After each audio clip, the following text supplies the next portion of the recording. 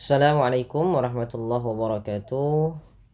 Ahlan wa sahlan sahabat yang dimuliakan Allah, kembali lagi bersama kami di Yufi channel Al-Quran. Kali ini kita akan lanjutkan lagi belajar mengaji surah Al-Baqarah ayat 146 dan 147. Baik, kita akan mulai baca dengan isti'adzah, kemudian ayatnya, baru kita uraikan hukum tajwid yang ada pada ayat ini. Mudah-mudahan nanti membantu teman-teman sekalian. A'udzu billahi minasy syaithanir rajim. Alladzina atainahumul kitaba ya'rifunahu kama ya'rifuna abna'ahum. وَإِنَّ فَرِيقًا مِّنْهُمْ لَيَكْتُمُونَ الْحَقَّ وَهُمْ يَعْلَمُونَ الْحَقُّ مِنْ رَبِّكَ فَلَا تَكُونَنَّ مِنَ الْمُمْتَرِينَ.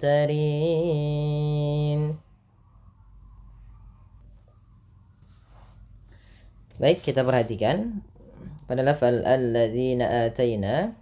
Pada lafal ayat alladzi ini jangan dibaca ulladzi ya teman-teman. Ada huruf alif di awal kalimat bertemu dengan alif lam di sini. Ini biasanya dibaca dengan fathah. Tidak, ini bukan tanda harokat ya, tapi dia merupakan hamzatul wasal. Yang dimana kalau hamzatul wasal di awal bacaan dibaca dengan a. Kemudian pada lafal zina ada mad tabi'i, dan hati-hati dalam melafalkan huruf zalnya, jangan terubah menjadi huruf zai ya. Ini sering kali kita ulangi. Kemudian pada lafal ataina, ataina, nah di sini ada hukum tajwid berupa namanya mad badal, yaitu mad yang terjadi ketika adanya huruf hamzah bertemu dengan huruf mad. Dan pada lafal ataina di sini ada hamzah berharakat fathah bertemu dengan huruf mad berupa alif.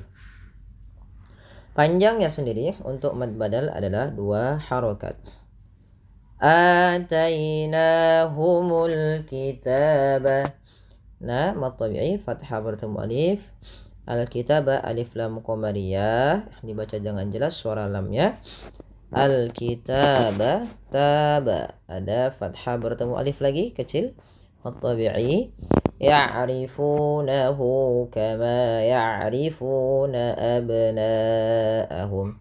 Pada lafal fu mad tabi'i, yaitu ditandai dengan huruf fa yang bertemu dengan huruf waw sukun, yaitu ada yang dhammah bertemu dengan waw sukun. Maka dia mad tabi'i 2 harakat. Nah, kemudian pada lafal nahu ada mad silah qasirah, yaitu mad yang terjadi ketika adanya hal dhamir yang berbentuk seperti ini atau bundar ya, maka dia dinamakan dengan mad silah qasirah, panjangnya sama dengan mad tabi'i yaitu 2 harakat. Kama ya'rifuna abna'ahum, ma dan fu kedua-duanya mad tabi'i, sehingga pada bacaan ini banyak sekali yang 2 harakatnya, maka harus kita fahami, jangan terlalu panjang jangan beda di dalam membacanya. Jangan sampai yang mad tabi'inya beda, mad iwadnya mad badalnya beda, mad silah qasirnya beda, tapi bunyinya sama, karena mereka tiga-tiganya itu adalah 2 harakat. Kemudian pada lafal abna'ahum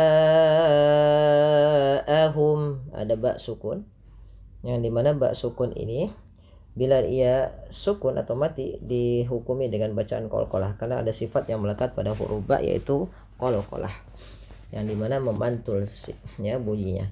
Maka tidak dibaca dengan abna'ahum, tapi harus ada pantulan abna'ahum, tapi tidak pula dibaca dengan abna, menambahkan hamzah pada lafal ba yang disukunkan, karena dia salah, karena kalau ditambah nanti menambah huruf. Nah, bagaimana cara memantulkan qalqalahnya adalah dibunyikan ya, tapi dia tidak putus dan tidak tertambah hamzah. Maka abna sesuai dengan hurufnya saja, dibalikkan kepada hurufnya. Abna'ahum. Kemudian panjangkan bunyi suara na, yang dimana di sini na-nya dipanjangkan 4 atau 5 harakat yang kita hukumi dengan bacaan mad wajib muttasil. Sebab terjadinya yaitu biasanya ditandai dengan adanya tanda panjang seperti ini, kemudian datang setelahnya huruf hamzah. Pada dasarnya abna'ahum abna gitu ya. Abna'ahum gini ya. Nanya awalnya 2 harokat karena datang hamzah pada setelah huruf mad, atau apabila ada mad tabi'i bertemu dengan hamzah pada satu kata, ini pada lafal kata abna'ahum hamzahnya, maka dinamakan mad wajib mutasil dipanjangkan 4 harokat. Kemudian pada lafal wa inna fariqam minhum, wa inna, tahan bunyi suara nun yang berharokat tasydid karena ia dikategorikan bacaan gunnah. Beberapa di antara kita kadang terlupa di dalam membaca gunnah, tidak menahan bunyinya. Ya, wa inna. Terkadang hanya sekadar wa inna fariqam minhum. Nah, ini kurang tepat. Kemudian pelafal fariqam minhum, ada tanwin bertemu dengan huruf mim. Fathatain bertemu dengan mim, yaitu bacaan idgham bi gunnah. Apabila terjadinya ada nun sukun atau tanwin bertemu dengan 4 huruf, baik itu fathatain, kasratain, dhammatain bertemu dengan ya, waw, mim, nun, terkumpul pada lafal kata yanmu. Ya, yanmu. Nah, maka apabila ada nun sukun atau tanwin bertemu dengan 4 huruf ini, cara membacanya yang pertama, masukkan tanwinnya ke huruf setelahnya. Kalau huruf setelahnya mim, maka masukkan tanwinnya bunyi nunnya mengganti dengan bunyi mim. Kalau dia masuk ke waw, berarti ganti dengan huruf waw. Karena di sini masuknya kepada huruf mim, maka langsung dibaca masuk ke huruf mim, yaitu wa inna fariqam minhum, tidak lagi fariqan minhum, karena dia dihukumi dan idgham, artinya memasukkan bi gunnah disertai dengan penahanan. Nah, bukan hanya sekedar masuk kepada huruf mimnya, tapi tahan fariqam minhum. Nah, seperti itu. Kemudian pada lafal minhum sendiri ada bacaan, yaitu nun mat yang bertemu ha dibaca dengan jelas. Ya, yang ini kita kenal dengan istilah yaitu izhar halqi. Izhar artinya jelas, halqi berarti hurufnya yang dikeluarkan dari tenggorokan, yaitu karena ha termasuk huruf tenggorokan dan sebelumnya nun, maka suara nunnya harus jelas tanpa ditahan, tanpa ada penahanan. Misalkan seperti ini, wa inna fariqam minhum. Nah, ini kurang pas. Kenapa? Karena dia menahan huruf min, padahal tidak boleh ditahan, tapi minhum langsung saja. Kemudian la yaktumunal haqqa. La yaktumuna, kaf sukun itu punya 2 sifat. Yang pertama yang paling menonjol, sifat hamas dan sifat syiddahnya. Syiddah itu tertahannya suara, hamas itu mengalirnya nafas. Maka la yak ak ya. Langsung ya.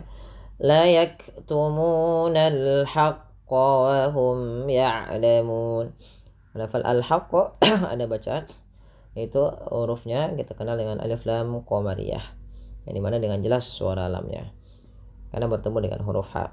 Wa hum ya'lamun, ada mim yang bertemu ya. Di sini pada dasarnya ada hukum tajwid berupa izhar syafawi, dibaca dengan jelas mimnya.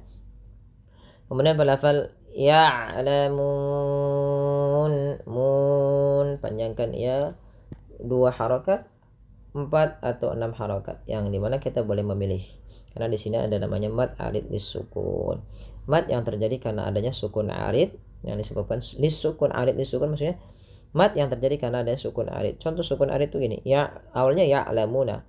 Sukun arid adalah nun yang disukunkan di akhir bacaan ketika waqaf, namanya sukun arid. Nah, apabila ada sukun arid didahului dengan huruf mad berupa waw di sini, atau huruf-huruf yang didahului dengan huruf mad lah, baik alif, waw atau ya, maka dibaca dengan mad arid lisukun. Kita boleh memilih, tapi kita ambil yang tengah-tengah saja, yaitu yang dibaca dengan 2, 4 atau 6 harokat. Baik, lanjut kepada ayat selanjutnya. Al-haqqu mir rabbik. Al-haqqu, ya perlu kita pahami kalau yang seperti ini dibaca a ya di awalnya, dan di sini ada alif lam qamariyah dibaca dengan jelas suara lamnya. mir rabbik.